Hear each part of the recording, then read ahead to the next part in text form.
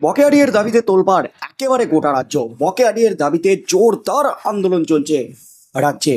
জোরদার আন্দোলন চালাচ্ছেন সংগ্রামী যৌথ মঞ্চের ব্যানারে সরকারি কর্মচারী এবং শিক্ষক শিক্ষিকারা শহীদ মিনার চত্বরে। 1.5 বছর পেরিয়ে গেছে, এখনো চলছে দাঁতে দাঁত চেপে লড়াই। তার মধ্যে একাধিক কর্মসূচি গ্রহণ করে রাজ্য সরকারকে নাজেহাল করে ছেড়েছে। একাধিকবার কর্মবিরতি থেকে শুরু করে ধর্মঘট জোর কিন্তু প্রভাব ফেলেছে রাজ্যে। নবান্ন একেবারে নাবিশ্বাস উঠে গেছে। তার মধ্যেই কিন্তু লাগাতার ধর্মঘটের হুঁশিয়ারি দিয়ে রেখেছে সংগ্রামী যৌথ মঞ্চ। আর তার মধ্যেই সুপ্রিম কোর্টে চলছে বকেয়া ডিএ মামলা। আগামী 15ই জুলাই উঠতে চলেছে বকেয়া ডিএ মামলা সুপ্রিম কোর্টে।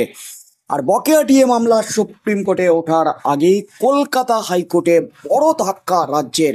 বড় ধাক্কা রাজ্য শিক্ষা দপ্তরের নবান্নের।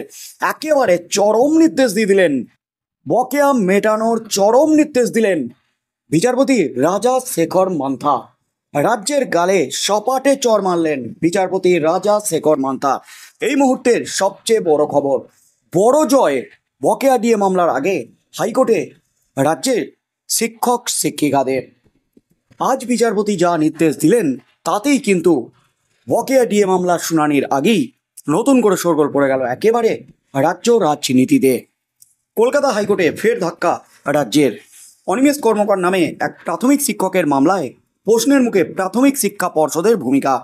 এদিন কলকাতা হাইকোর্টের বিচারপতি রাজা শেখর মান্থার এজলাসে মামলা উঠলে তাঁর সাব পর্যবেক্ষণ, সংশ্লিষ্ট শিক্ষককে প্রাপ্য ন্যায্য পাওনা মিটিয়ে দিতে হবে, সমস্ত বকেয়া মিটিয়ে দিতে হবে। অনিমেষ নামে ওই শিক্ষক এবং তার সাথে মামলাকারী আরও কয়েকজন শিক্ষক আদালতে জানান 2014 সালের টেটে 6টি প্রশ্ন ভুল ছিল। তার জেরে সেই সময় অনেকেই পাস করতে পারেননি। তবে তারপরে একাধিকবার আদালতে ভুল প্রশ্ন সংক্রান্ত মামলা হলে সেই 6টি প্রশ্নের জন্য নম্বর বরাদ্দ করার নির্দেশ মেলে। ফলে পাস করেন অনিমেষ সহ অনেকেই। পরে পাস করা ওই প্রার্থীদের মধ্যে যারা ইন্টারভিউয়ে পাস করেন তাদের 2022 সালে নিয়োগ করে প্রাথমিক শিক্ষা পর্ষদ। কলকাতা হাইকোর্টের নির্দেশেই নিয়োগ করা হয়েছিল। এক্ষেত্রে রাজ্যের ভুলে দেরিতে চাকরিতে যোগ দিতে হয় অনিমেষ সহ ওই সমস্ত শিক্ষকদের। অভিযোগ, তা সত্ত্বেও 2017 সাল থেকে চাকরির প্রাপ্য সুবিধা অনিমেষকে দিচ্ছিল না রাজ্য সরকার, নবান্ন, রাজ্য অর্থ দপ্তর। মামলাকারী আইনজীবী জানান 2017 সাল থেকে ইনক্রিমেন্ট ধার্য করা হলেও সেই টাকা তার মক্কেল পাবেন না, যার প্রভাব পড়বে শিক্ষকের প্রাপ্য বেতনে। এরপরই এই মামলায় সংশ্লিষ্ট কর্মীকে এবং ওই সমস্ত শিক্ষক শিক্ষিকাদের সিনিয়রিটি এবং ইনক্রিমেন্ট থেকে বঞ্চিত করা যাবে না বলে চরম নির্দেশ দিলেন বিচারপতি রাজা শেখর মান্থা। বিচারপতির নির্দেশ, সরকারের ভুলে চাকরিতে যোগ দিতে দেরি হয়েছে, তাই ওই শিক্ষককে তার ন্যায্য পাওনা মিটিয়ে দিতে হবে, সমস্ত বকেয়া বেতন মিটিয়ে দিতে হবে। হাইকোর্টের নির্দেশ, মামলাকারীকে 2017 সাল থেকে সিনিয়রিটি ও ইনক্রিমেন্ট ধার্য করতে হবে। 2022 সালের ইনক্রিমেন্ট এরিয়ার হিসাবে দেওয়া হবে তাকে, এমনই কিন্তু নির্দেশ দেওয়া হয়েছে বিচারপতি রাজা শেখর মান্থার তরফ থেকে। তবে ডিএ মামলাতেও কিন্তু হাইকোর্টে বড় জয় পেয়েছিলেন রাজ্যের শিক্ষক শিক্ষিকা এবং সরকারি কর্মচারীরা। কনফেডারেশন অফ স্টেট গভর্নমেন্ট এমপ্লয়িজের তরফ থেকে মামলা করা হয় কলকাতা হাইকোর্টে। সেই মামলায় কিন্তু 3 মাস সময় দেওয়া হয় রাজ্য সরকারকে।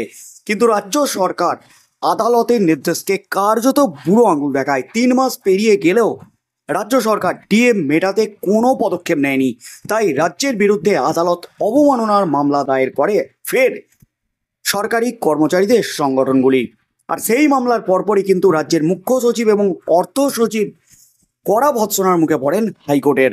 তাদের বিরুদ্ধে কেন রুল জারি করা হবে না, কেন কড়া পদক্ষেপ নেওয়া হবে না, প্রশ্ন তুলে দেন বিচারপতি এবং হলফনামা জমা দেওয়ার নির্দেশ দেন। তার পরপরই কিন্তু রাজ্য হলফনামায় জানায় এত কোটি কোটি টাকা মেটাতে গেলে রাজ্যে আর্থিক বিপর্যয় নেমে আসবে। আর তার পরপরই কিন্তু সুপ্রিম কোর্টে এসএলপি দায়ের করে রাজ্য সরকার। আর তারপর থেকেই চলছে বকেয়া ডিএ মামলা সুপ্রিম কোর্টে। এখনো পর্যন্ত 12 বার পিছিয়ে গেছে, এখনো একবারের জন্য ওঠেনি সুপ্রিম কোর্টে এই মামলা। আর উঠলেও কিন্তু সেভাবে শুনানি হয়নি। আগামী সোমবার 15ই জুলাই উঠতে চলেছে দীর্ঘ 3 বার সুপ্রিম কোর্টে এই ডিএ মামলা। তার আগেই কলকাতা হাইকোর্টে বকেয়া নিয়ে কিন্তু বড় ধাক্কা খেলো রাজ্য। তবে প্রশ্ন যেটা তুলে দিচ্ছেন রাজ্যের সরকারি কর্মচারী এবং শিক্ষক শিক্ষিকারা এবং তাদের সংগঠনগুলি, রাজ্য কি হাইকোর্টের নির্দেশ মেনে ওই সমস্ত শিক্ষকদের বকেয়া মিটিয়ে দেবে, নাকি রাজ্য ডিভিশন বেঞ্চে বা সুপ্রিম কোর্টের দ্বারস্থ হবে? কি হতে চলেছে আগামী দিনে? রাজ্য যদি বকেয়া না মেটায়, ফের কি রাজ্যের বিরুদ্ধে আদালত অবমাননার মামলা দায়ের করবেন ওই শিক্ষকরা? কি হতে চলেছে আগামী দিনে? তবে বকেয়া ডিএ মামলার শুনানির আগেই কিন্তু হাইকোর্টে রীতিমতো বড় ধাক্কা খেলো, প্রবল চাপে পড়ল নবান্ন। কারণ এই সমস্ত শিক্ষক শিক্ষিকাদের 2017 সাল থেকে 2024 সাল 7 বছরের সমস্ত ইনক্রিমেন্ট সহ বকেয়া বেতন মিটিয়ে দিতে হবে এবং এরিয়ার হিসাবে সেই বেতন দিতে হবে, এমন কিন্তু নির্দেশ বিচারপতি রাজা শেখর মান্থার।